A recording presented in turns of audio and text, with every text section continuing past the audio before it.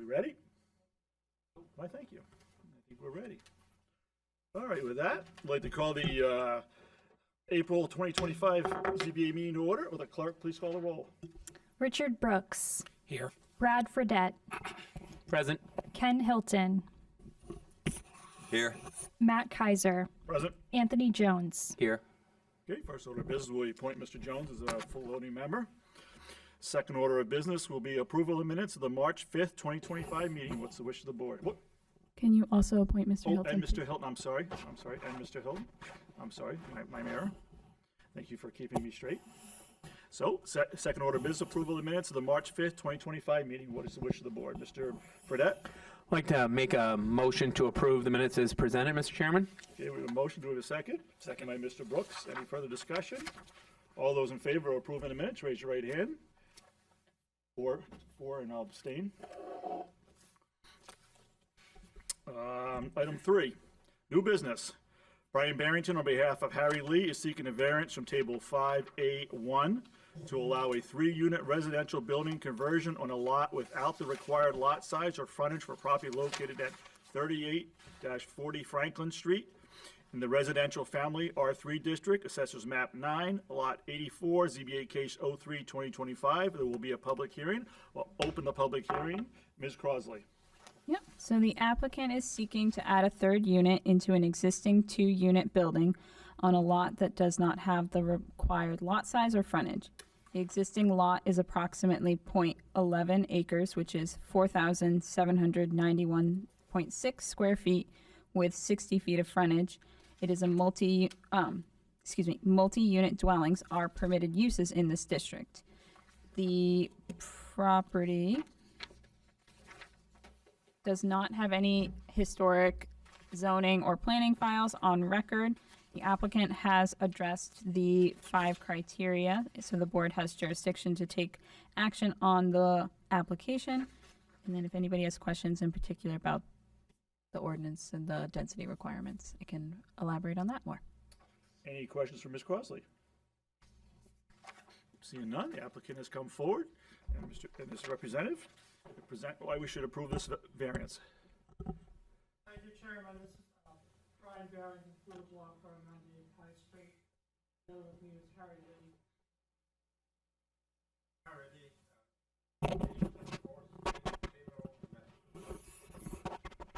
Can you turn that mic on for us?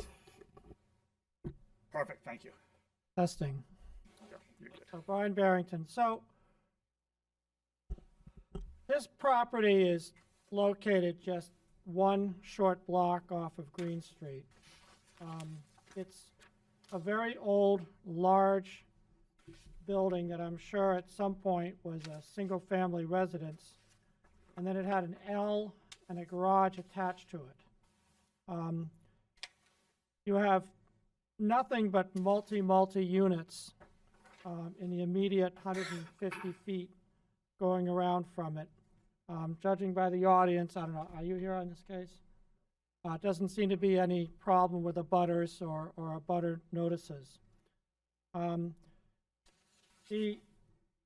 nature of the property is that it's too big to really be apartments. I mean, there's this big old house, and then it has an L, which has another unit, and the garage had a kitchen, bath installed. And as you can see by, probably all of you have driven by and looked at it.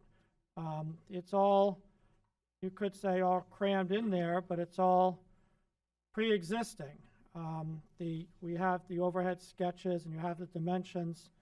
The part where the other unit they wanted to do is in the back. They're all attached, but they're not. There's no way to go from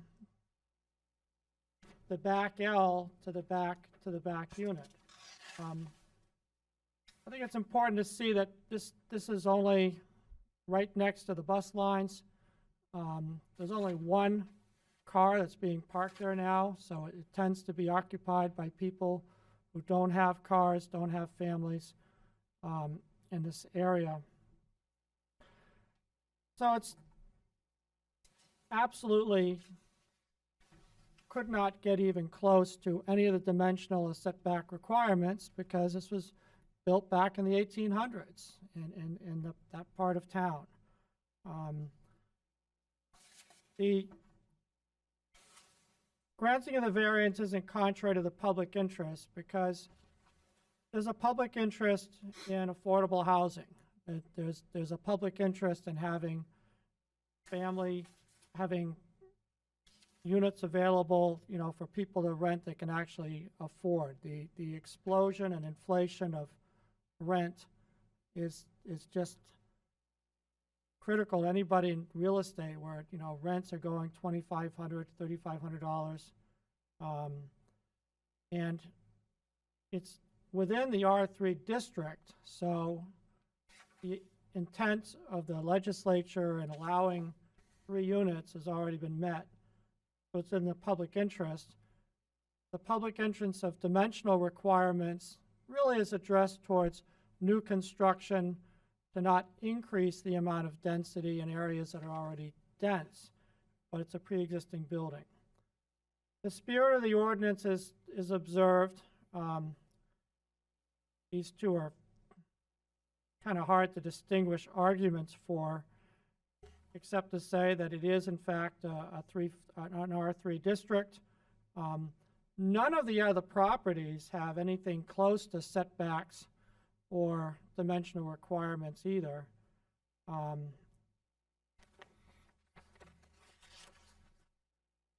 And it's, you know, the building has been there well before the enactment of zoning, which was actually in 1972. Granting the variance would do substantial justice because there's social justice in providing affordable housing. There is justice in the buildings there, the units there, the bathrooms there, the kitchens there. They're all there, but can't be used. Right now, he's in Haverhill. He has a few other properties in Rochester and Somersworth, and he comes up and uses it. You know, when he bought the property, he thought the 3rd unit was allowed. Soon after buying it from the prior people, got a visit from our local friendly code enforcement officer and says, no, this is only a 2 unit. He complied with that. We did not get our code enforcement officer upset and vacated the property, haven't allowed it. So substantial justice we feel is afforded by these. And usually the hardest thing is actually the easiest thing to meet in this case is the hardship condition has to be related to a special condition of the land. And the special condition of the land is that it's pre-existing. Nothing is being built, nothing is being added. We're just using space that is already there. The general public purpose of the ordinance is to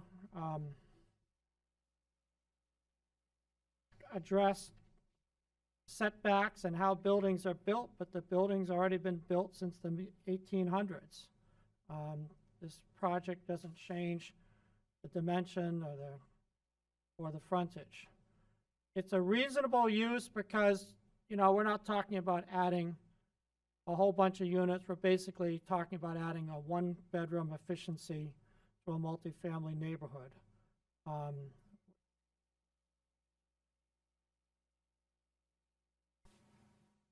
And again, the number 3B, it's a large house and structure. You know, my idea was, well, why can't you just have the 2nd unit be bigger and include the garage space? But you can't get there from here. That they're built separately. You could perhaps put a door through, but the garage is on the 1st level, and the apartment above the garage is on the 2nd level. Not really accessible. So why don't I'm going to let Harry Lee talk for a minute. Tell us a little bit of how these units all interact on the inside. It pretty much all unit is separated. There's no any door. You can go into one unit. You have to come out, go to parking lot or street, then you can enter another unit. That unit, my attorney just mentioned, has been leaved Section 8, so pass the inspection, Section 8 inspection, before they find out that, that's not like a 3 unit. Then I tell the tenant have to move. So we moved before the deadline. So right now it's empty. So That's our presentation, together with incorporate our pictures and exhibits as attached to the application. Great, let's see if anyone else wants to speak, and then we'll call you back up for questions. Anyone else in the audience like to come up and speak, either for or against? Feel free, come on forward, state your name and address. Good evening, ladies and gentlemen. Thank you for having me. My name's Greg Mahana. I live in Portsmouth.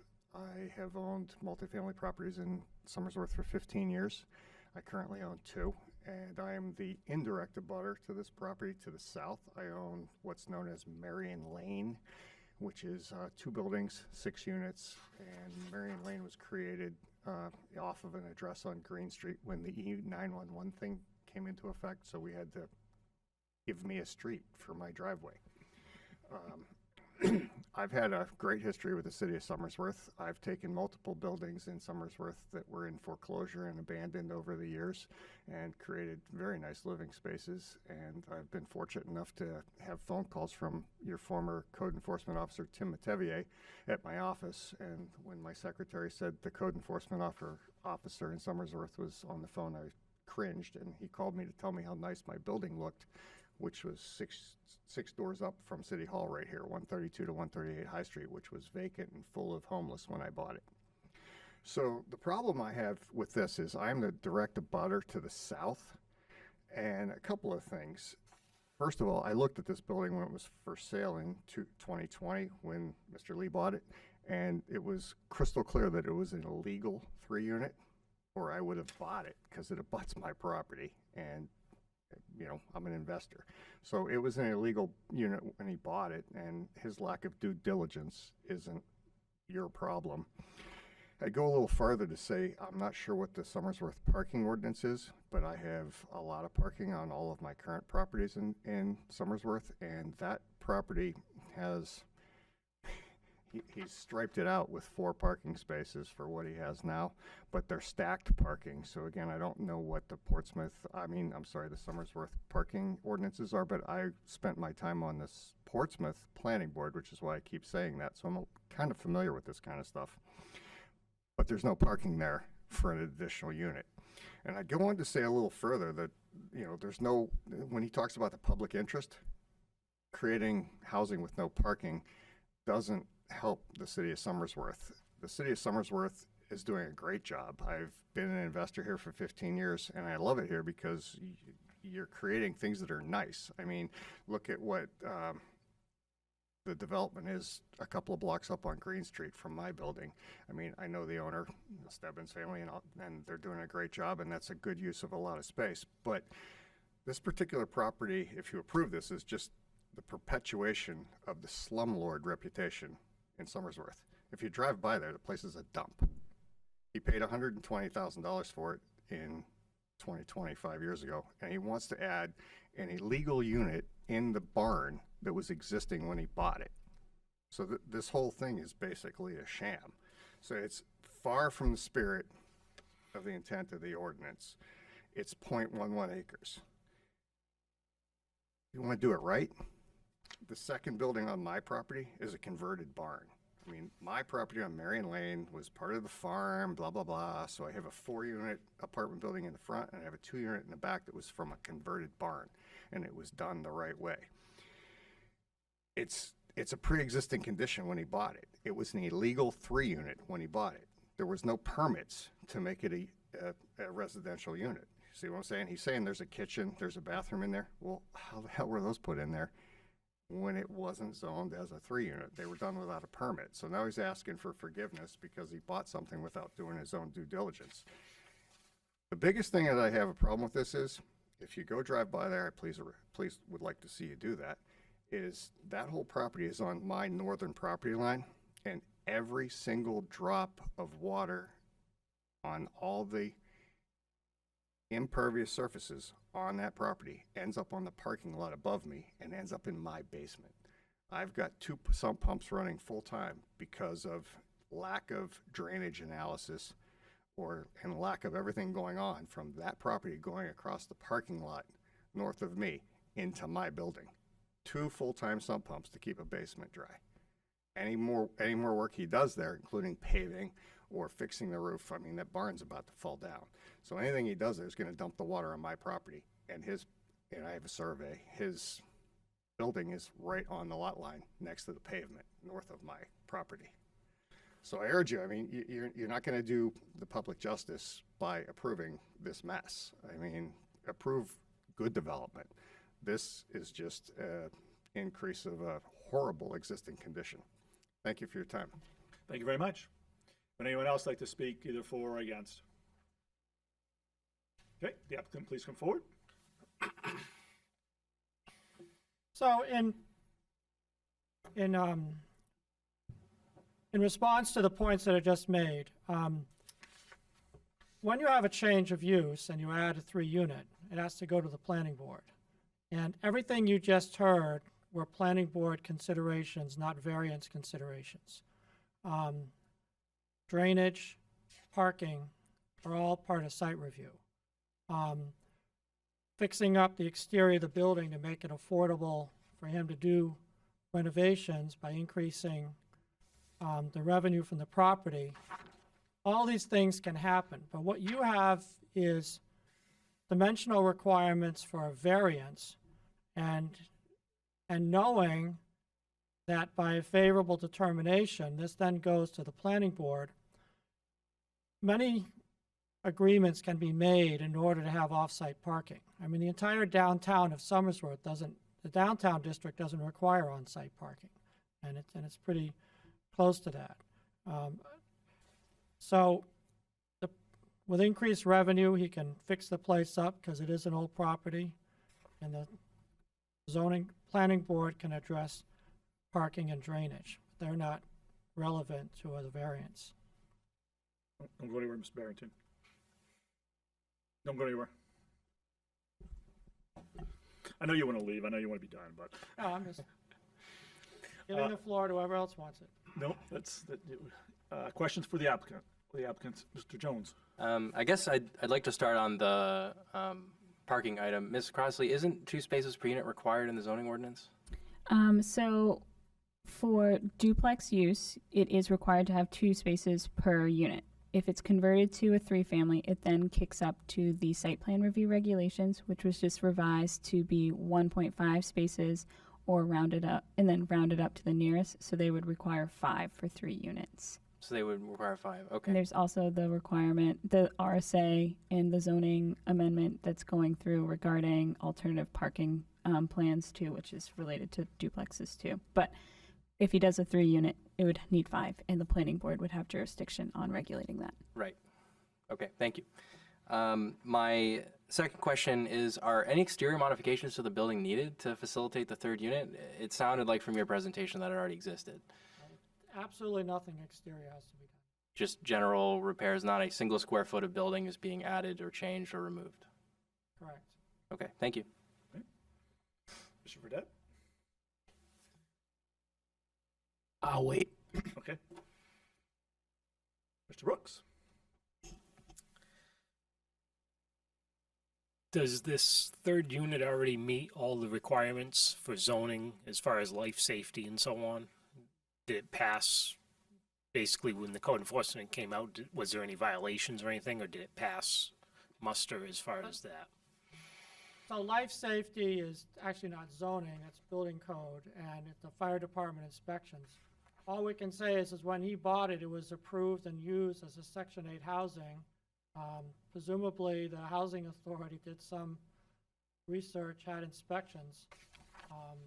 So that's that was what was there when we were there.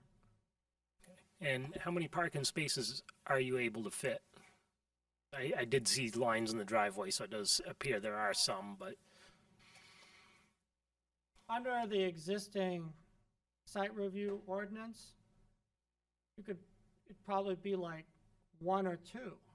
Probably not even 2 because it's not very wide alley and can't stack under site review. Actually, So we can park a 3. I mean, yeah, you can get 3 in there, but If not you according to the go- dimensional requirements of site review. yeah, It's gonna have to, and with 3 they have being, to go. The only way this is gonna get through the planning board is that he's gonna have to arrange for, off-site parking. But the reality is only one person has a car there now. I'm sure they would have to plan for future residents. They may be the residents today, but what do we have tomorrow? Things can change. Another, And the entire downtown, I mean, look at Green Street right there. There's that huge apartment building right across from Charpentier Apartments. Charpentier Apartments is all there. How many parking spaces do all the old people use? I mean, I get it. There's formulas it's involved, already in one of the densest parts of the whole city. and I think that's why we have these density regulations. So, what makes this property unique besides it predating zoning? Obviously, many of the buildings through that area predate zoning, and obviously they may encroach setbacks and so on. They're existing, I understand that. But what makes it unique compared to other ones so that it deserves a variance based on the hardship? Like the other ones, it's a large physical building with a large amount of interior square footage. It's not just built as a single-family house or And the size and dimensions. and you argue that this is to make affordable housing. I mean, with rents being 2,500 to 3,500 as you quote, I would argue many people don't find that affordable. So is that really helping to bring affordable apartments? What do you rent for? We rent for the 6/8. So I never ask a price over the 6/8 standard payment. They make a decision how much I rent is. So you're saying Section 8 sets the rate? Yeah. They have a standard payment, so I just follow whatever they says. Currently under 2,500, something like a 41 maybe. But this is just an efficiency, right? Yes, yes. The 3-bedroom, sometimes the only people with 1-bedroom was live there means the rent are going to be low and less people going to be live there. Is that Mr. Brooks? Yep. Mr. Fredette? No? Yes, no?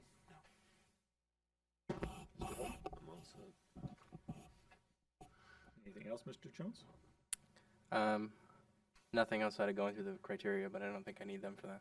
You do not. That's a true statement. I will agree with you. Any final comments from the applicant? It is what it is. Now it's already built.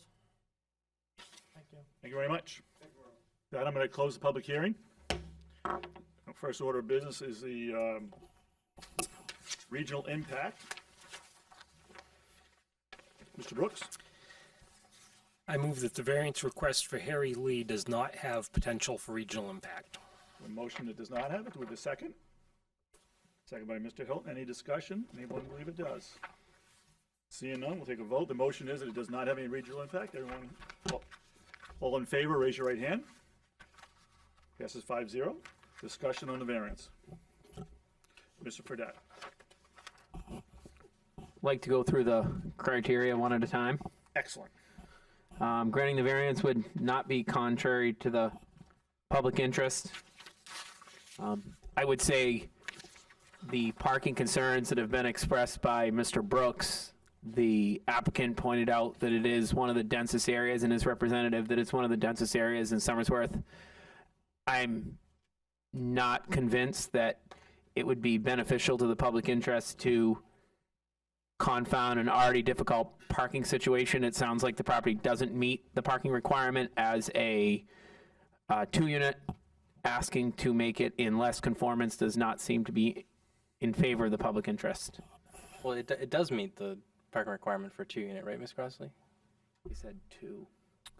They would need to provide 4 spaces on site. Oh, but stack's not allowed. We don't specify that in the zoning regulations. Oh, then it is. We took out that requirement about orientation for Yeah, parking. adding the 3rd unit, my understanding is it took them to needing a 5th space. Correct. For the parking. Okay, Which correct. is what they don't meet. But I mean, it sounds like they're not maxing out at 4 spaces currently, and getting that 5th unit, there are other ways to slice it, and I think, again, that's a planning board consideration, and I'm not sure if we should make a determination on the first criteria on parking alone.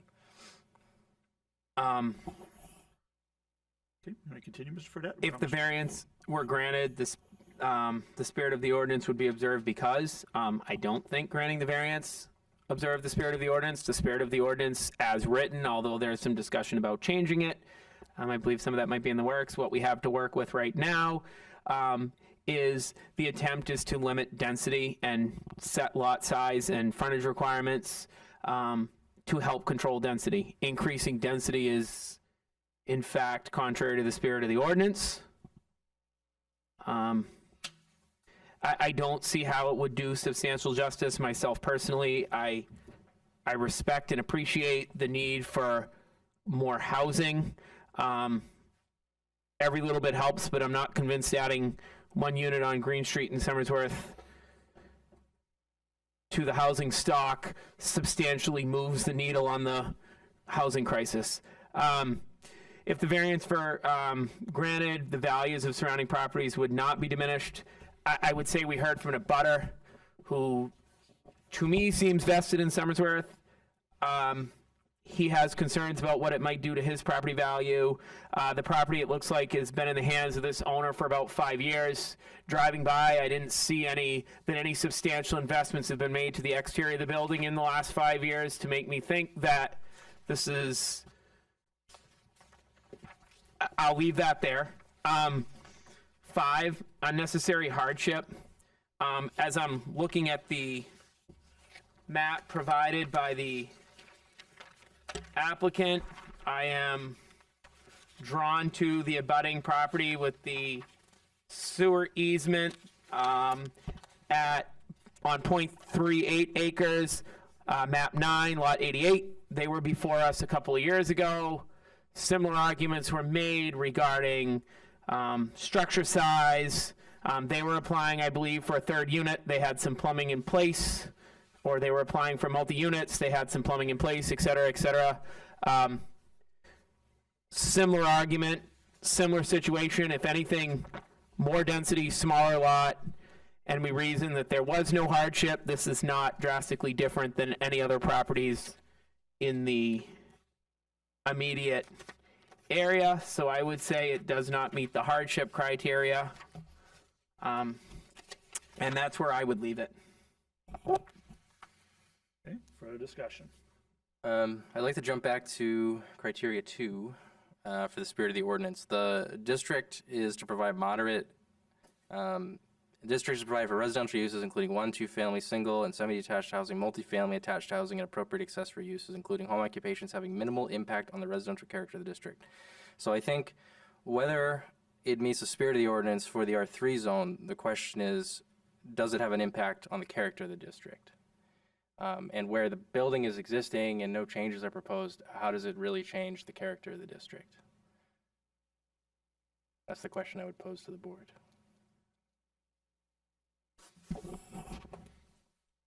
I would argue that the ordinance is in place in part to control or limit density. Obviously, in an R2, R3 zone, you are going to have a relatively dense region. I would agree with that, but you are taking an area that is already dense and you are further increasing density. Right, it's in a zone that has a 98% nonconformance rate for the lot size and frontage that they are specifically here requesting. Correct, which I believe I did preface my statement by. I do understand there are some attempts being made to change some of those requirements, but am trying, as a zoning board member, I'm trying to apply the law as written, or the ordinance as provided to us. Okay. Mr. Brooks? I would also agree with the fact that, you know, we are supposed to look at the ordinances as they are at the time. And, you know, there may be discussion about changing these. Maybe they will get changed. Maybe they won't. We don't know this. So I feel that we should stick to what is there. You know, you look at the a lot requirement, they've got less than 1/5 of what they're supposed to have for a 3-unit. So this is extremely overbearing on the dense side. You know, it's overly dense compared to what the ordinance is trying to set for a density requirement. I understand it's an existing building. There's no reason he couldn't use 2 units, more bedrooms. You know, storage units seems to be a popular thing. To allow on-site storage in a building in the garage would be a benefit. I can see that being a benefit and a proper use of the property. To simply make it residential, a 3rd unit,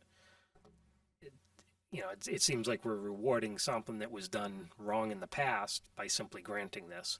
And I don't feel there's enough argument here to justify it, whereas there's nothing unique about the property either. Many of the buildings there take up a majority of the lot, encroach on the setbacks.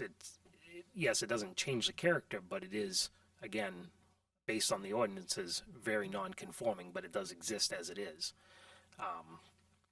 But again, it's historically been 2 units. Somewhere along the way it became 3.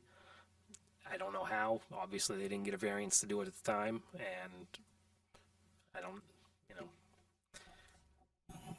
that's what I can say. Further discussion. Mr. Fredette? And correct me if I'm wrong, Ms. Crosley, and I know we can't speak too much to the past, but if a person pulls a permit, if a property owner pulls a permit to complete a project, like say add a unit, before the building inspector signs the permit and it's issued, it is my understanding that conformity is going to be verified. Typically, yes, they would review aspects of the zoning ordinance as part of their review for permits. Thank you.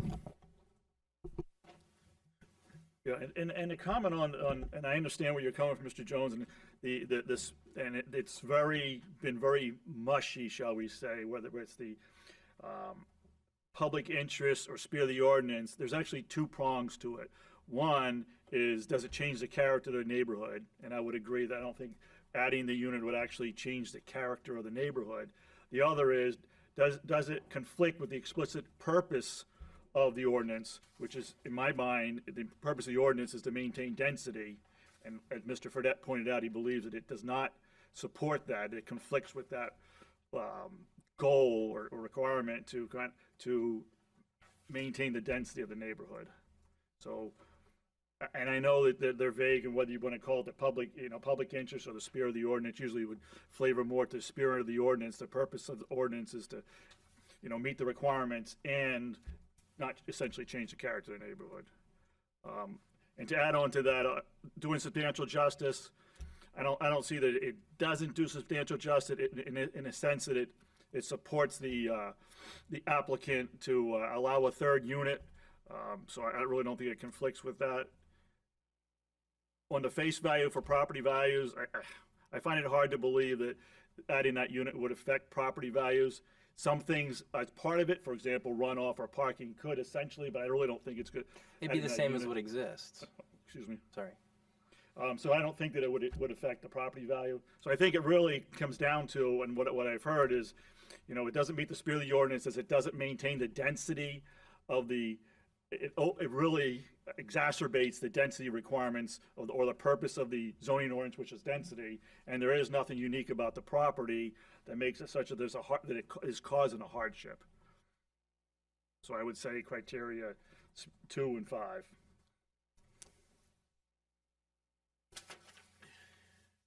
Further discussion.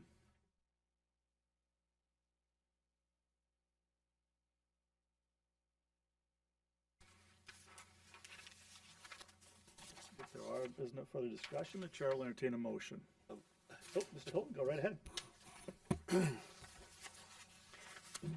Could this garage unit be rented as part of, on the same lease as one of the others? You know, just add, okay, unit number 38 gets to use the left side of the house. Number 40 gets to use the other side of it and the garage, and it'd be on the same lease. Would that be against the variance? And you wouldn't even have to have the variance. So you're getting, and it's not semantics, is a unit, and Mr. Crawley may be able to help me, but a unit is just typically defined as if it has a kitchen, a bathroom, and a bedroom, or sleeping area is how a unit is defined, I believe how it works. So this would be really called a third unit. So could they then call it, you know, part of unit number 2 and have 2 kitchens in it? I don't know the legal, how that could work. You probably could, but I don't know how that would work. Go ahead, Mr. I would also comment that it sounds like from the applicant's comments that he does depend on some Section 8, and Section 8 does have their own set of requirements for what defines a unit, what's required, so on and so forth. So I would imagine you could not do it and rent it as a Section 8, and I think we are getting into dangerous territory here. Yeah, I don't. You just tried to address it. Mr. Jones? Yeah, I mean, I guess I'd like to add that in their application, they actually speak to that the unit can be used as a 5-bedroom apartment by right, which would keep it as the first unit and then the other unit existing. So I guess I reject the claim that we're really stretching the limit of density here because the bedrooms already exist, and whether they can be used as a separate unit is a matter of semantics that the town regulates under the zoning ordinance. It can't be its own individual dwelling, but it can be part of the existing dwelling. So the density stays the same. There's no change in the number of bedrooms. There's no change in the footprint of the building. There's no change in stormwater runoff. Like, there's no construction happening here as part of this project. And I think that's the part of this that's unique compared to a lot of other applications that come in for the R3 zone specifically. I would slightly disagree in that since the city regulates density based on a number of units and not based on a number of bedrooms, Right. density is by number of units based on our city ordinance. Right. But it's the same number of people in the unit regardless of whether you split it in half or It not. may be, but the city regulates by number of units. I know what you're saying, I agree. Yeah. Mr. Brooks? I have to agree, whether there's one person renting the unit or 10 people renting the unit, it's still based on a unit breakdown. I know we've had several of these before us as well, and oftentimes they are not adding on, so I don't believe that makes it unique. It just seems to be the trend to make units as small as possible and fit as many units as possible inside of a building without adding on. It seems to be a trend. I'm not saying that zoning always makes common sense, because sometimes it don't. And, many times I do feel that common sense would prevail if we could do things differently, but we do have to follow the ordinances. That's basically the law is written, enacted by city council. Further discussion? Seeing none, we'll entertain a motion. Mr. Fredette? After review of the application, the file, and all the information presented to the board, I feel that criteria 2, spirit of the ordinance, and criteria 5, the hardship criteria, have not been satisfied for the reasons discussed.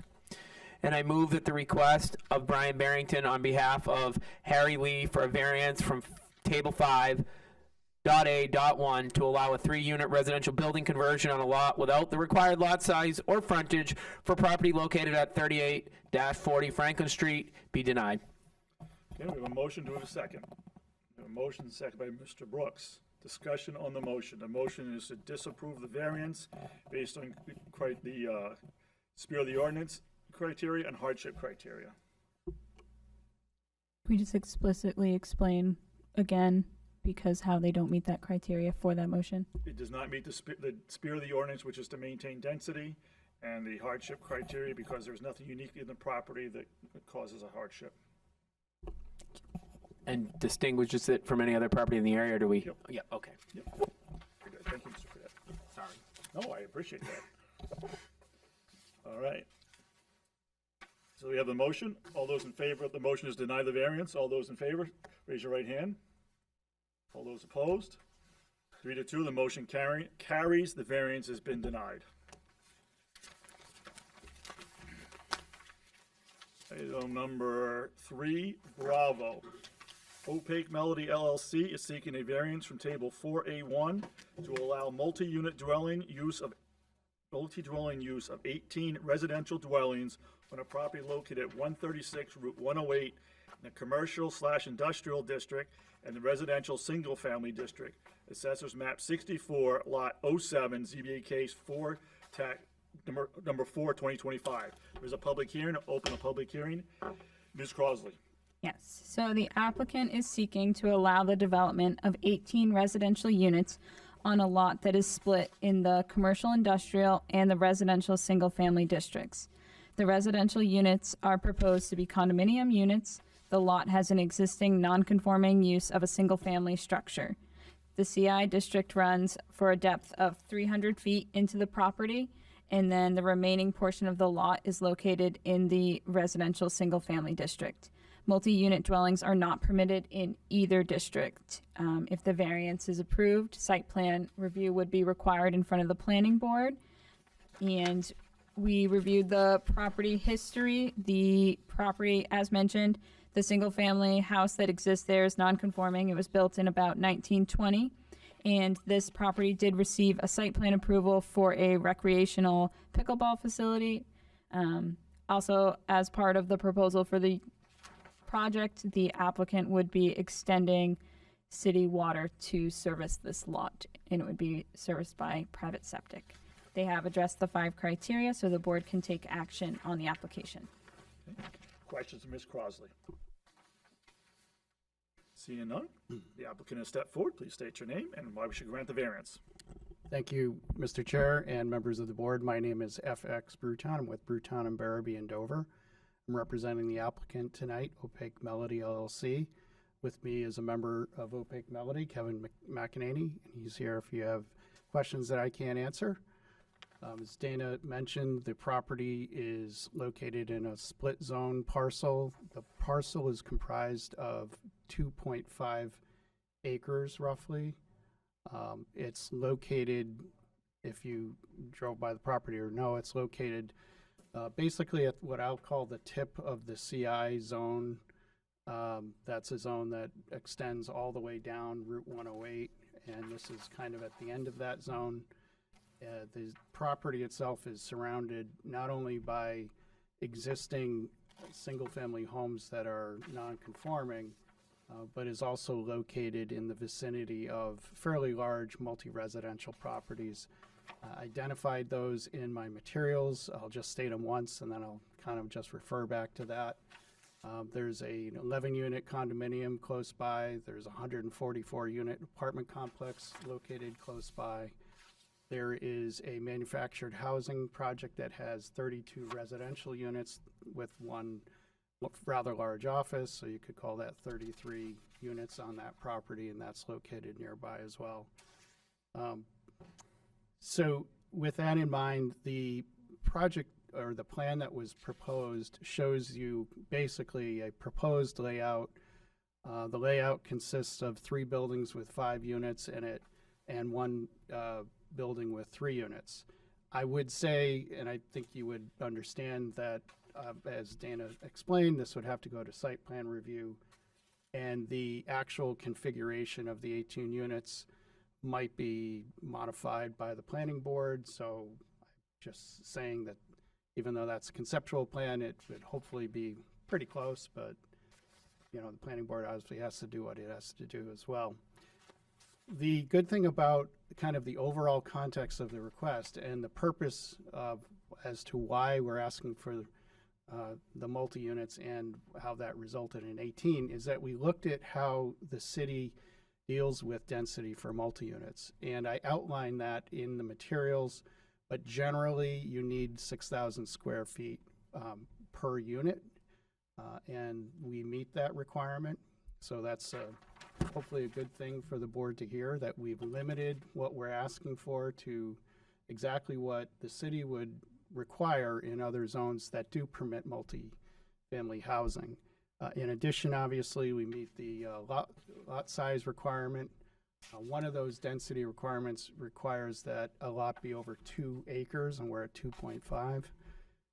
We are proposing 2-car garages. This is a project that looks or would look similar to what this board approved a few years ago. Actually, I was representing the applicant in that case too. You may recall there's a project called, they changed the name, Green Ridge, created what's known as Stillwater Drive, which is at the intersection of Indigo Hill Road and Green Street. That's a project that would look, in essence, somewhat similar to this. And this board approved that because that was located in the R1 zone and did not permit multifamilies, and this board allowed the multifamilies to exist, so that project go forward. But in that project, you could see townhouses similar to what's being proposed here, 2-car garages, and the reason I say that is because you know, the requirement is now 1.5 for multis, and this would have 2 spaces plus 10 spaces for visitors. So it's definitely laid out. The lot is appropriate sized for what's being proposed, and again, it would look similar to what the board approved in that case as well. Frontage obviously is met, setbacks would be met, so all of those things are addressed or thought of and would be met, so that's not a consideration in terms of this request. The request is basically to allow the 18 units as multifamily homes on this lot. And we think in the context of where this lot is, that in light of the other types of developments that are located in that area, we think this is entirely appropriate. So with that said, I'll go through the, and by the way, I will just point out, I did identify in my application there would be 3 6-unit buildings, and the drawing shows 5-unit, 3 5-unit buildings with 1 3-unit building. Same number. I just wanted to point that out because that was not presented that clearly in that document. So the public interest and the spirit of the ordinance, those are now considered to be basically the same test, but I'll address each one separately anyway. The public interest test is generally whether the development would alter the essential character of the locality or threaten public health or safety. I think I've described, and I hope you would agree, that putting this type of development in this particular area would be preferable, particularly when you consider other uses that include in the CI zone, bars and restaurants and light industrial and auto repair facilities like a Firestone, that kind of thing. Putting the residential in this residential context basically makes sense. And with the the size of the lot, again, we think that makes sense, is within the public interest. One thing that this board considered when I was here for the other project, and what is really part of this, and I think it's an important part, is that when you see projects come in, you usually see that because the rents are now so high, that most of those projects are apartments. This is unique as that other project was in that we're offering this to be developed as a condominium, which means obviously the word attainable housing I'll use instead of, it's not Section 8, but it creates the opportunity for ownership at a smaller scale, more of an entry-level opportunity for people to actually own property, own their unit, and that's a little bit different than most of the projects that are basically proposed as apartment complexes. So we believe that granting the variance would not be contrary to the public interest for those reasons. The next test is whether the granting of the variance is consistent with the spirit of the ordinance. Again, the test is basically the same as above, and but with the parameters that I've already identified, considering the immediate abutting lot uses and the current need for housing and an entry-level type housing that we're projecting here, we think that by also recognizing and kind of pulling in the density requirements that the ordinance provides, and which you were talking about recently, looking at the spirit and intent as protecting the density. We meet that in this case. We meet all the setbacks, we meet all the lot frontage, we meet the lot area sizing, and in addition, as Dana mentioned, this is a project that would allow the applicant to bring the existing water service, which stops at the, I think it's still a car dealership up the road on 108, bring it all the way down at the applicant's expense, which really also helps the public interest in that you also have across the street the bear cage lot, if you will, if everyone knows what that is. You've got an opportunity for this applicant to bring water down to that area so that that obviously opens up the potential for development there, which obviously it's been sitting around doing nothing for decades. So hopefully that's a positive, good consideration as well. So in that part of my materials, I specifically went through the criteria for the density, but again, we meet that, and I think that's suggests that we're consistent with the spirit and intent of the ordinance. The next test is, would the granting of the variance do substantial justice? That's a balancing test between any detriment to the public outweighing the harm or that the applicant would have in not being able to move forward. We don't see any adverse or negative consequence to the project, particularly with the public.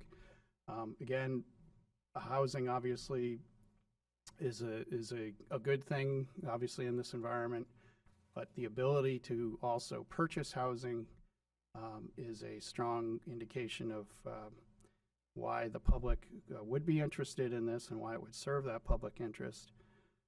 And I think also considering the existing multi-uses or multi-residential uses in that area, that would clearly highlight the fact that there's no negative aspect to the project in that regard.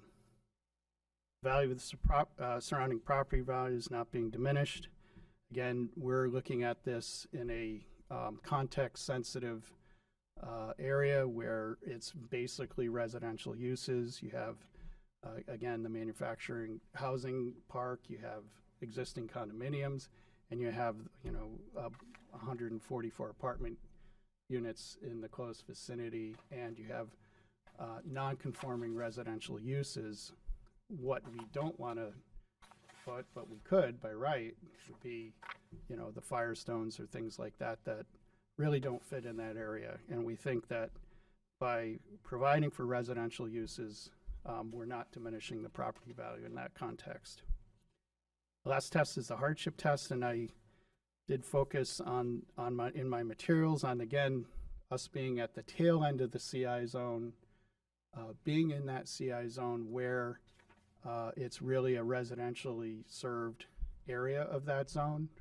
It would make sense to continue to keep that that way. It's a large lot in the context of other lots, and it also, again, would be surrounded by these fairly large multi-residential uses And we think that these factors are unique to this lot and certainly within the CI zone, which obviously if you go down 108 becomes extremely commercial after this point.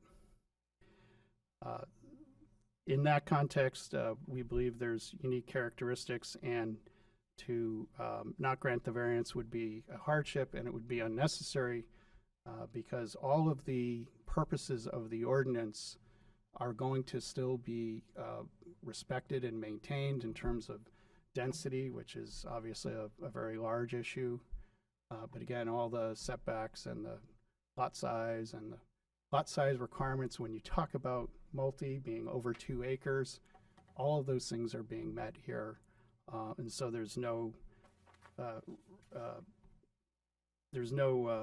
conflict between those purposes and the relief being asked here. And as such, it would be an unnecessary hardship to deny the variance. For all of those reasons, we believe this is a reasonable use. So I won't repeat myself, but we believe that obviously is the case as well. So we're happy to answer questions or wait for the public to speak and then do that as well. Yep, thank you very much. Thank you. Okay, would anyone like to come up and speak either for or against? Come on up. State your name and address. Hi, my name is Tina Stewart. I'm here on behalf of my mom. She lives at 134 Route 108. I don't know why I'm getting emotional. So she's lived there for 56 years. Take your time. Take your She's time. concerned of her safety and liability for abutting such a big project of, if it's 18 units, is it 32 people that are going to be living there or more? If someone wanders onto her property and gets hurt, is she then liable for them? So she's worried about like a privacy fence and a feeling of security. She's 78, she has COPD and congestive heart. That's why I'm here on behalf of my mom.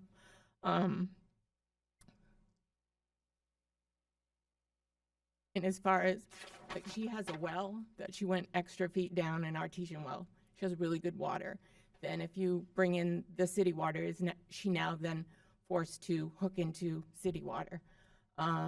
Also, it is very hard to get in and out of her driveway because it is 108 is very busy. Then you put in all these units, you've created even more traffic. There's been several accidents. In fact, a person just a while back was just hit by right in front of like where, before you get to the fun center. So there's concerns of like her just overall well-being. She might have special circumstances, meaning my mom's been through a lot of life stressors. I had one sister, she was murdered by a controlling ex-boyfriend, and 11 years ago, my mom buried my stepdad from cancer. So she is worried of her safety, her security. That's my worry as well, because when you're 78, you need someone to be able to advocate for you and fight for your rights and make sure that she's safe. When it was pickleball, I think she felt safe, like there would be probably a fence and it's just a business running. But now knowing all these people and are going to be right next door, that's her fear factor.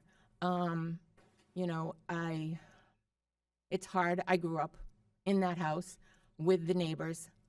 They had amazing history. It was a family generational house. They even went all the way back to when there was wild horses and there was horse races and then car races across the street.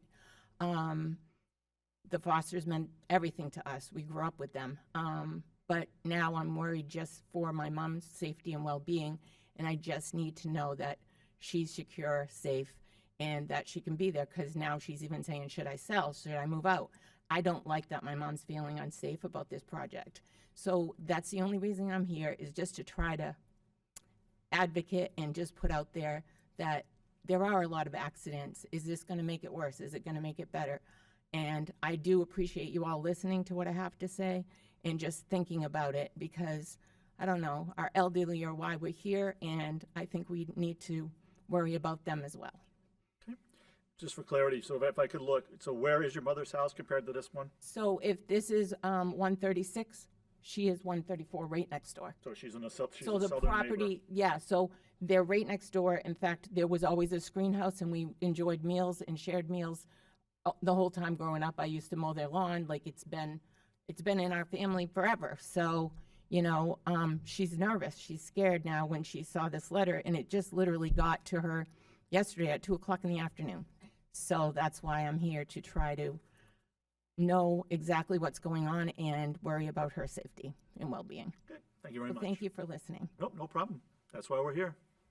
Would anyone else like to speak for or against? Okay. I can address that. Hey, And I appreciate those concerns, and we would certainly talk with you and work with your mom, and definitely put up a privacy fence, obviously. And I think the beauty of this project, unlike a commercial enterprise, and I'll address to the chair because I'm supposed to, but out of respect, the beauty is that, again, we want to promote home ownership. We want to promote pride of ownership. We don't anticipate, and my experience over doing this for 35 years is that these projects, much like if you went up to Indigo Hill and Green Street, are really kept up well because they own them. They're not apartments. They're not those types of situations. So we will definitely respect those comments, and when and if we get to the planning board, completely address those issues that are raised, and look forward to doing that. But I can tell you now that, yes, there would be a privacy fence for those concerns. okay. Questions for the applicant? Mr. Fredette. Yeah, allow me a little bit of latitude, Mr. Chairman. Just trying to get some clarity. I'm kind of picking through the paperwork here, picked through it a little bit over the weekend. The applicant that you're representing, Mr. Bruton, is he planning on doing the development himself, or is he preparing this as something that he's going to sell as a to be built? Well, we always say that's probably not relevant, but I can tell you that, yes, the plan is that the applicant would construct the project. Thank you. You're welcome. Mr. Jones? I just wanted to speak to the hardship criteria a little bit. Sure. So we're kind of on the edge of town, on the Rochester side of this. That's correct? And all of You're on the the Summers, Dover side. Sorry. Yep. Dover. I'm backwards. Yep, over. I'm oriented now. So we have basically all residential uses at this end of 108, kind of sandwiched between here and Dover, and then, as you alluded to, a couple large housing developments that are kind of sprinkled through the area. So this is the CI zone. Obviously, housing is not really. I don't want to say permitted because it's permitted in some form, but it's basically not really kind of the focus of the zone. But you think it's appropriate here because there's housing basically all around the property and on all the abutters. Yeah, it's a unique size in terms of the parcels.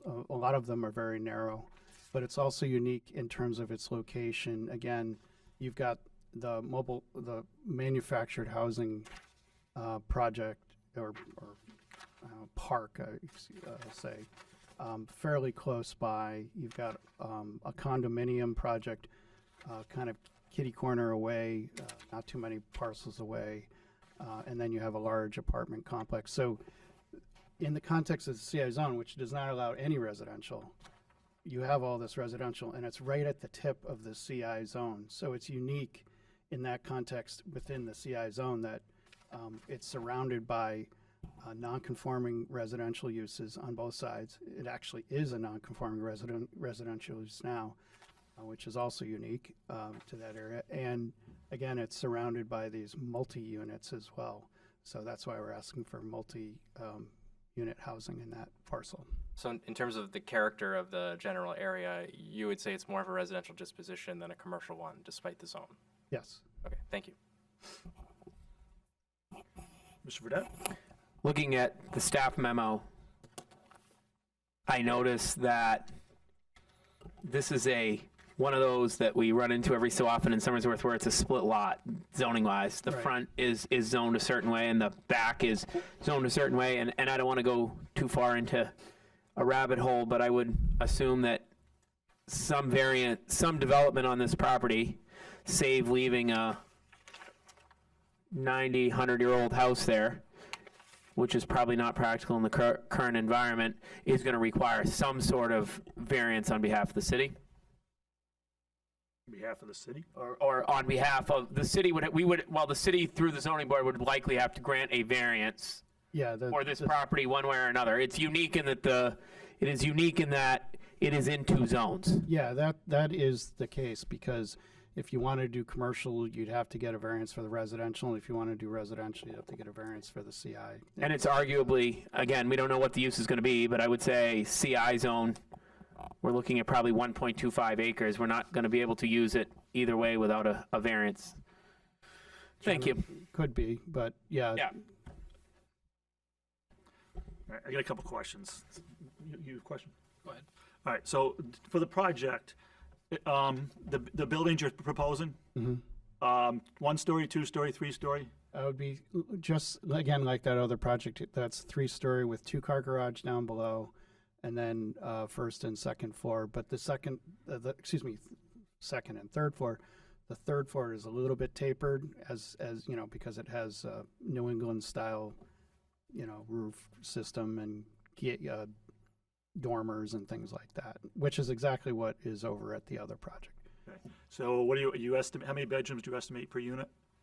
Or plan, or, I think it's, 2 bedrooms. so 2 bedrooms per unit? Yeah. Okay. In your write-up, you touched on the Harborside case, Harborside?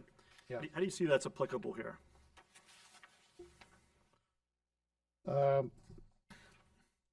The Harborside case really is referenced in most applications to just illustrate that the law in there, not the facts, basically says that the public interest and the spirit of the ordinance are the same test, like identical.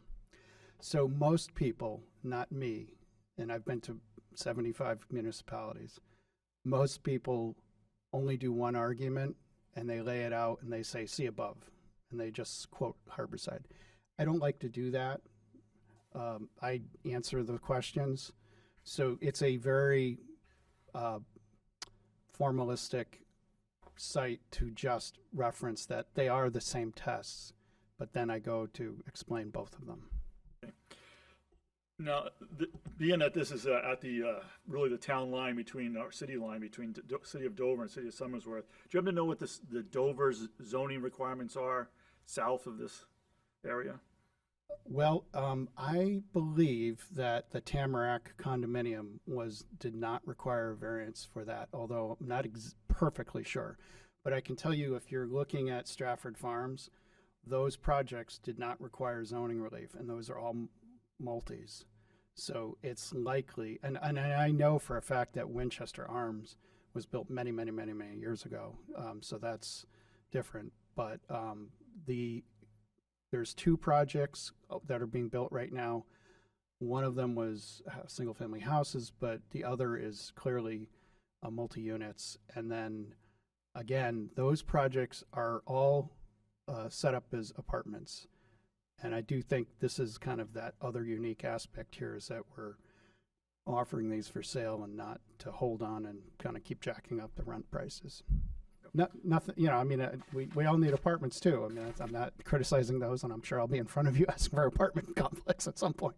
But that's the context of this. I don't know the zoning, but I know those projects are being built and they didn't go in front of the ZBA in Dover. So those must be permitting multis as well there. Because obviously the two of the units that are very similar to this, the condominiums and the apartments, are located in Dover, which is a different town, Right. a different city, but you also, so you could also call it a different zoning district. Yeah, you could. It probably is, but it's the neighborhood. I'm And not the disagreeing, the neighborhood character of encompasses the neighborhood, multiple, yeah. in this case, multiple communities, shall we say. Yeah, exactly. Okay. Yeah. All right. Other questions? Really? Thank you. Hold on. Appreciate it. Okay. I may not be done. Yep. I'm just, was making sure I wasn't, monopolizing the microphone, because I don't want to do that, so I just. Oh, no. So one of the, that's not, one of the things I'm looking at is, okay, we're taking away some commercial land for the city. And individual landowners aren't responsible for maintaining the fact that the city has commercial land to develop, but it's also, commercial land command in the CI district is limited. Yep. So is that a public injustice to take it away, or does that not do good for the community to take land Right, away from so- being commercially Right, developed? so it's a split lot, so it's not entirely C1, it's also residential as well. But if you think of the public in general, one of the concerns is safety. And I know that the city has an issue with Firestone. Firestone is a permitted use, could walk in there tomorrow. I don't think that's within the public interest, and I think residential use, multi-residential use, that meets all of your criteria for multi-residential use, all the way down the line. There's not one thing that doesn't meet. I think that's in the public interest here. I think the concept of commercial land all the way down 108, long way down, all the way through, and there's still open lots, Terrascape, I think it's called, or Terra something. Carol Where's- Meadows? Terra, where the Escape Tractor Supply is, behind that, that's all commercial, it's all Terrascape Parkway, yeah.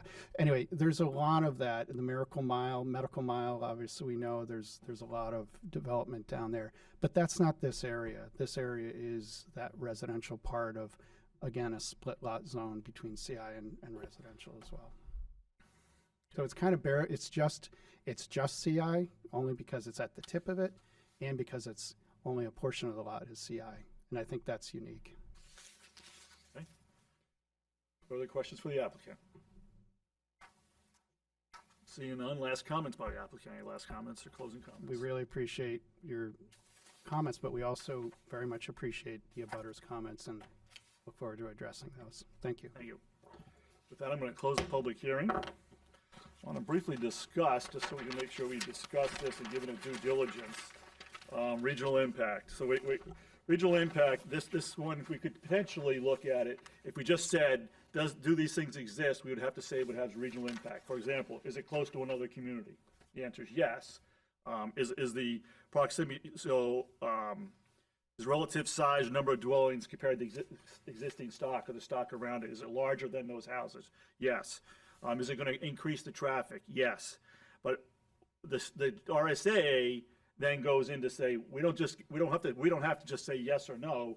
We can look at it and say, do we reasonably think it's going to have adverse effect on any of those things? So just because it's close to another community doesn't mean it's automatically needs regional impact. So, and looking at this development, I looked at some of the things, the criteria, throw my flavor on it. For example, increase in traffic. 18 residential units is not going to create any traffic compared to the traffic that currently exists on Route 108. And I'm sure it's hard to get out on 108. Every time I go to the gas station, I know it's hard to get out on 108. But I don't think 18 residential units is any different than putting in a gas station there. So I don't think it has, that's regional impact.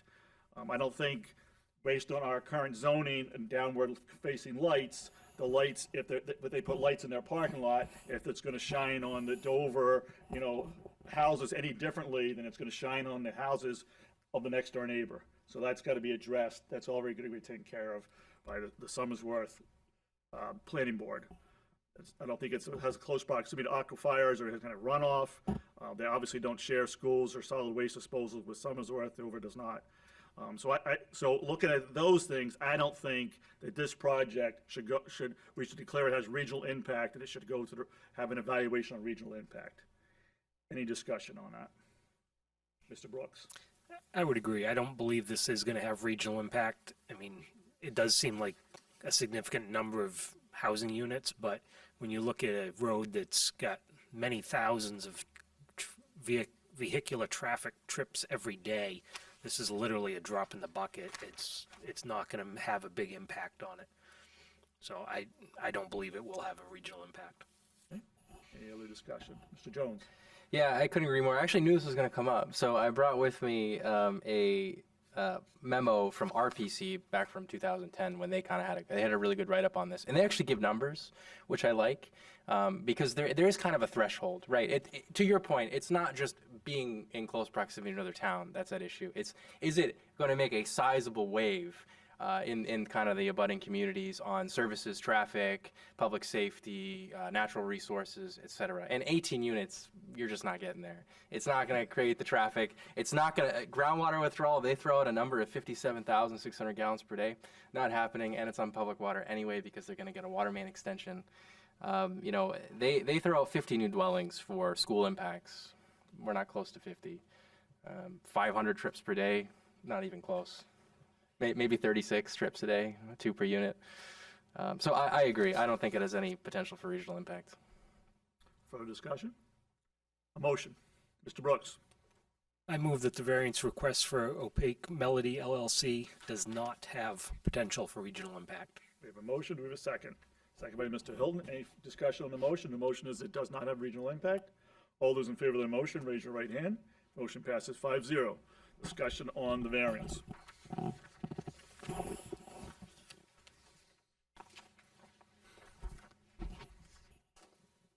Mr. Fredette.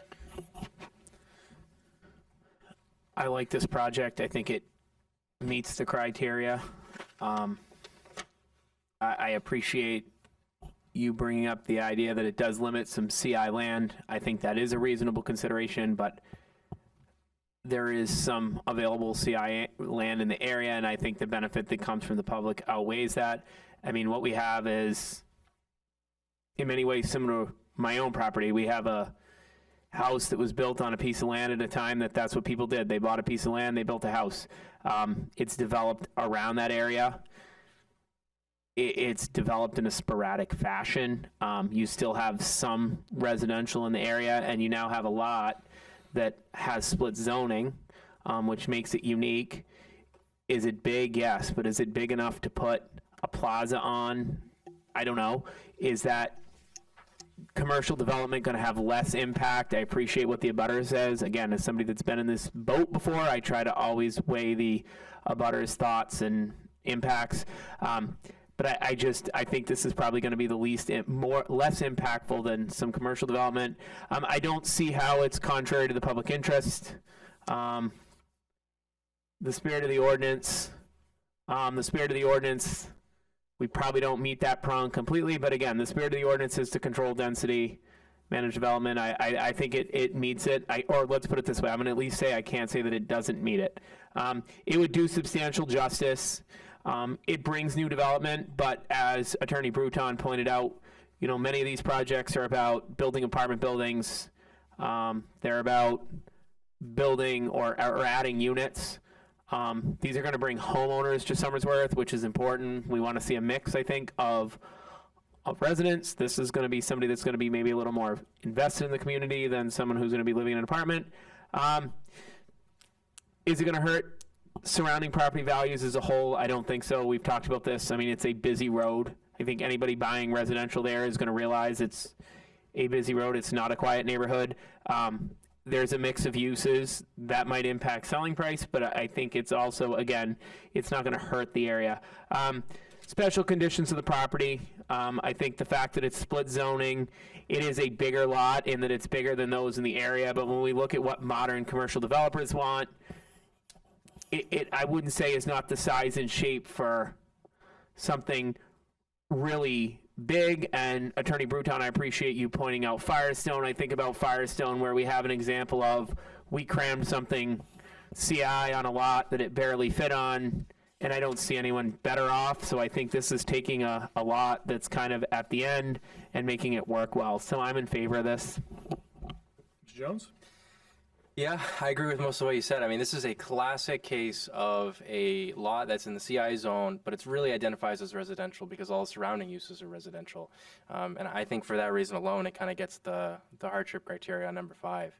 I agree that the string for criteria 2 is a little bit hard to pin down, but I think because it's so close to criteria 1, I mean, the benefit to the public here is I think outweighed to any harms that could come from this use or a commercial one that were to go on the same site. And I think the water main extension is a nice bonus. It is. Mr. Brooks? Obviously, the hardship's always the hardest thing to satisfy, and this definitely is unique. Much like the other two gentlemen here pointed out, it is a split lot. To try to tell somebody they have to put residential in the back half and commercial up front would just be problematic. The lot is much bigger than most of them around it. It is in a residential area. It's already, it's the tail end of our district because obviously it's close to the property line with Dover. Even in Dover, it's almost all residential. There's a couple businesses there, basically at the light, a couple of them. But again, it's in a unique position, being split by zoning, being close to the boundary to the other city, and having the characteristics that it does, being such a larger lot than the others around it. So I believe it gets the hardship based on that. And as far as the other four criteria, I don't believe that it doesn't satisfy those. So I'm going to be in favor of this one. Mr. Crosley, am I correct or not correct in the fact that you could put without a variance, you could put a restaurant or any other business that is allowed in a commercial district in the front half of this property without a variance? Correct. And likewise, you could put a house at the back end of it, but not in the front end of it where there already exists one. It's very unique zoning, having a split lot. So thank you for that. I would disagree that split lot is unique, but You're right. I'm not debating. I just Well, my you're opinion. not wrong. It's My a opinion. quirk that we've done with zoning here. Is it So yeah, I'm having a for hard. some unique lots because of the size of this one. Sorry, I'll let you finish. Thank you. So it's an interesting area in that it's kind of like circles. So this house here is a residential R1 district. The houses to either side of it, there's about 5 R1 houses right there. So they're all grandfathered. They're all because it's a commercial district. And then if you go further, you have the gas station on one side. You have another gas station. You have a car wash. You have restaurants. Because the whole goal of the city was to make this commercial district all the way down Route 108. But this lot, being large, made it such that the back of this lot was also residential. So but you still could use this lot to do commercial development. So it's kind of interesting. The two developments that we talked about, the Winchester Arms and the condominiums, are both in Dover, which are in essence in a different zoning district. And I believe Dover has some kind of form-based zoning, and those apartments are allowed. I'm not sure if Winchester Arms would be allowed now. I'm not sure if it's big enough or not, but like the condos, like Olivia pointed out, that's allowed in that district. Different than our district, so it's a different district. I find it very rare that I can find that the size of a lot is a hardship. It's unique such that it creates a hardship. I find it very hard in any case that you tell me you have a large lot that it's a hardship. If you have a small lot, like we had one on High Street last couple of months ago, yeah, that was kind of unique. It's a small lot in a commercial industrial district. So I'm really having a hard time coming up with the hardship. Just the fact that it's the end of our zone, okay, it's the end of our zone, but the commercial idea of the zone continues down through Dover. I mean, the same idea, they allow some of the similar things, but Dover's been a little more lenient in their zoning, and they allow residential also in that zone, where we don't.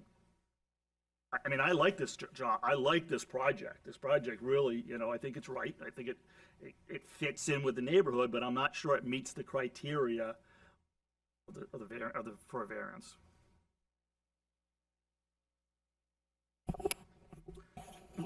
Further comments? Oh, Mr. Fredette. Ms. Crosley, do we know how many square feet of this lot is in the CI zone? Approximately 2/3 of the front is in the CI zone. I'm trying. I'm guessing, but I'm trying. It's about 1/3 and 2/3. 1/3. I would agree. It's Yeah. approximately. Yeah, I don't have specific, I could make a guesstimation measuring on GIS. No, that's but, fine. I would, The public hearing is closed. The applicant may have had that more information related from their site plan, but I don't know that they have that specifically measured out. He's shaking his head no. So, no, I don't think so. Just do some geometry. I don't have that information, but it goes 300 feet deep. So, we'll say if someone's better at math than I am off their top of their head. 270,000. Yep. All right. So You have to do all the math. Further discussion? Mr. Brooks? Just to speak about the uniqueness for the hardship is, you look at a lot of the lot sizes in the area immediately surrounding it. They're small. They may not stretch into the residential. They primarily sit in the commercial section. This one, being so much deeper of a lot, stretches back and saddles both of the zoning districts. So that's why I say it makes it unique in that immediate area. But of course, if you look down 108, how far do we go to compare stuff and start going citywide at that point? Not trying to do that. Obviously, further down, Velcro may sit into both because it's an extremely large lot. That in itself is unique just due to its massive size. But this one, in context to what's around it, is certainly bigger than the ones immediately in the neighborhood. So that's why I side on this one being unique and creating a hardship with the zoning splitting it. Just to weigh in on that. As far as Dover goes, it's a whole nother municipality. They make their own rules. They have their own city council. It's like a whole nother world. It's nothing that we really should take into consideration. But the fact is, they do have a lot of residential right there as well. So it does fit the neighborhood character as well. Just how I'd like to weigh in on it. Other comments? Mr. Burdette? again, I would say it creates a hardship in that the abutting properties are all residential. So you're arguably to maintain the character of that area, which we've said is residential in that section. The ask in a way would be to maintain a residential use in some respect, but there's no way to do that and remain conforming to the ordinance.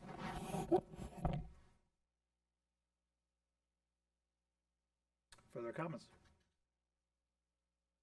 Chair will entertain a motion. Mr. Brooks? After review of the application, the file, and all the information presented to the board, I feel that all 5 criteria have been satisfied due to the discussion and presentation here tonight, and I move that the request for Opaque Melody LLC for a variance from table 4.A.1 to allow multi-unit dwelling of 18 unit residential dwellings on a property located at 136 Route 108 be granted. We have a motion. Do we have a second? Second by Mr. Fredette. Whoops. Yes, I'll second it. But then I have a question I'd like to add to the motion if possible, or a question adding to the motion. I know we always go back and forth about this, whether this is our purview or planning's purview, but I know when we approved the Firestone project, we did bring up the question of fencing and buffering for abutters. That was a concern raised tonight. The applicant sounds like he's amenable to addressing that. Is that something that we could include in the motion?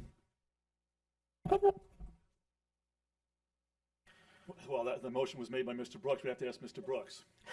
Mr. Brooks? What would your proposal be? A fence. On just the one side? That's what the request is, and it looks like it is pretty close to that property line, so I would say fence on the one side at the request of the abutter. I wouldn't be opposed to it.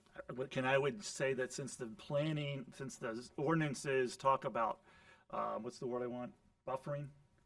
that maybe the better word would be buffering, Buffering, sorry. if that's a better word. Buffering does include fencing as an option. It's a mix typically between landscaping and fencing, so fencing is still an option. So you can say that you require it, but if you want to be specific, that's saying Or should a we say fence. buffer the residential uses? Can we say that, buffering the abutting residential uses? You can say that. Would that, Mr. Brooks, would that be acceptable? That way we're not being specific on one side?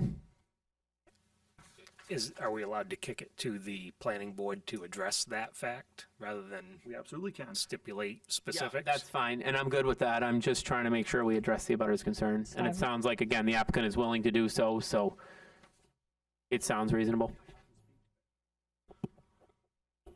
I just wanna know, are you good with it? So specifically, the condition would be that the planning board shall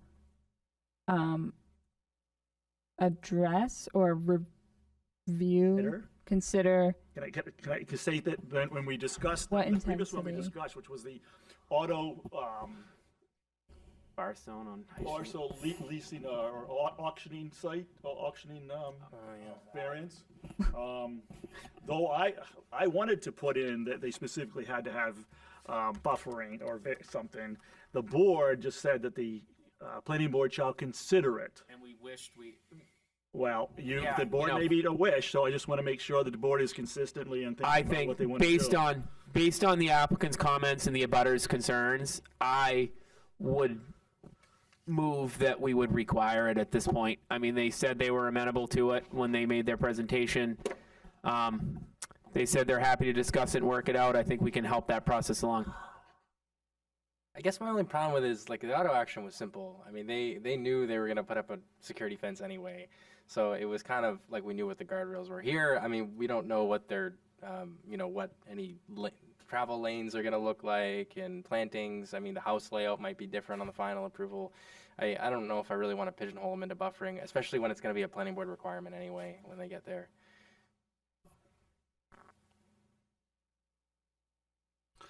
It's up to you, Mr. Brooks. It's your motion. I'm going to put the motion that just simply approved. I kind of want to have confidence in the planning board to address stuff as needed.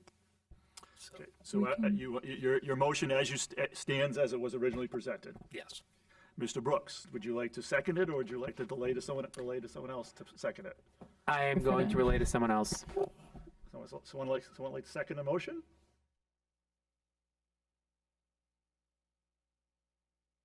I'll second the motion. Okay, Mr. Jones, second the motion. So discussion on the motion. The motion is to approve the variance as presented with no specific conditions. Mr. Hilton. I would like, I'm knowing me, and I don't like regulation, don't like everybody telling everybody what to do, but both parties were, and the abutter was asked for it, and the other, the person applying for the variance said that they would do it. So I think it would be good to have that in there so that this is, so that it gets to the planning board, and the planning board, it's a highlight to the planning board. I think I would recommend to the applicant's abutter that they attend the planning board hearing to voice those concerns.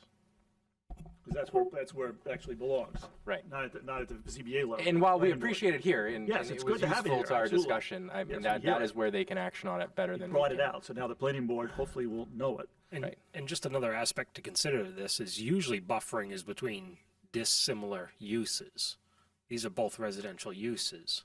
Because it's multifamily, it requires a buffer. Yeah, so okay, even though it's a residential use next But door. it's, Yes, so the buffer would be required due to the fact that the neighboring property is residential and because this is a multifamily use. So even though they're both residential, it's Because still of the not a similar intensity. use. So Yeah, there has so to be they some can sort of take into buffer. consideration the intensity of the use. Okay, so so this makes me feel more confident that the planning board will address this in some way then. Okay.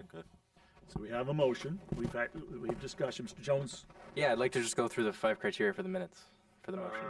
We're into the motion, but so. Well, right, discussion of the motion, why we're approving it, here's why we're approving it. Sure, Is that- go right ahead. That's good. All right. For criteria 1, I mean, we don't see anything hazardous to the public here. They're bringing in a water line extension, residential housing in adjacent to other residential uses. They're literally only here for the use variance. They meet all the other zoning criteria. That's for criteria 2. Criteria 3, nothing is really lost to the public, same as criteria 2. Criteria 4, residential values in a commercial zone, a little bit hard to pin down. Commercial property values are really based on the function of the property and how usable it is. In this case, it's residential uses abutting residential uses. I don't really see a problem with property values. And 5, the hardship here is that there are adjacent residential uses, and so the identity of the lot is really closer to the residential uses than a commercial use. And then there was some mention of lot size. Yep. Yeah, I don't think, I mean, if you think about it, you think that the adjacent property values, if you put in a gas station, would go down, Yes. you know, versus if you put in a multifamily housing unit. So, yeah, it's definitely be less impacted, if anything. So, Absolutely. further discussion on the motion. We have a motion on the table to approve the variance as presented.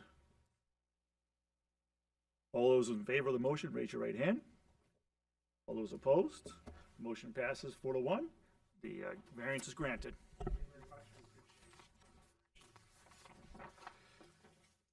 Item 3, Charlie, any other new business that may come before the board? Ms. Crossley? Not really new business, just updating you guys about things. Council has done the first read of 3 or 4 zoning ordinance adjustments. 4 of them, actually. 4? Okay, thank you, Richard. So that being accessory dwelling units, which they received some public comment at the city council meeting to potentially increase the size to allow 1,000 square foot units, which is something I think the board has heard why sometimes people don't want to do ADUs. So accessory dwelling units, Somersworth Plaza signage review process. Let's see if I know which ones are actually before the board. Religious uses, and I'm going to blank on it. Parking, thank you. We have 2 more that are coming out of planning board too, so which is related to split zones, and the other one is the child care, home daycares. So those are moving, those will go for first read, and the other ones are going to their second read at the April 7th meeting. If things pass, we will provide updated sections of the ordinances for you. And then don't forget there is the training opportunity that is a free training on a Saturday. Like I said, where it's free too, you can listen to portions of it throughout your day if that works for you. For at home, if you want to sign up for it, it's a really great one. If you need any help, have any questions, need accommodations, please reach out to us. And I think that's it that I have. Oh, parking study. We are doing a parking study, and we need volunteers. So if anybody has availability on, I believe it is April 24th and 26th. Thank you, Anna. The first day is a Thursday. The second day is a Saturday. So if anybody has availability and would like to participate in that, even if it's for a portion of the day, or if you know someone that wants to participate in that, please send them our way. We have the information of it. We're putting it out, looking for volunteers so that we can get an understanding of the parking needs in the downtown. It's focusing on the core downtown. Stratford Regional Planning is assisting us in this parking study. They'll help guide us through the process. So if anyone's listening at home too, please reach out. Excellent. So parking, 424-26, reach out to the planning department. Please. Excellent. Any other new business or comments? Seeing none, we'll entertain a motion to adjourn. Motion to Motion adjourn. by Mr. Brooks, second by Mr. Hilton. All those in favor, say aye. Aye. Aye. Opposed? We are adjourned. That never gets any Right. opposition. Just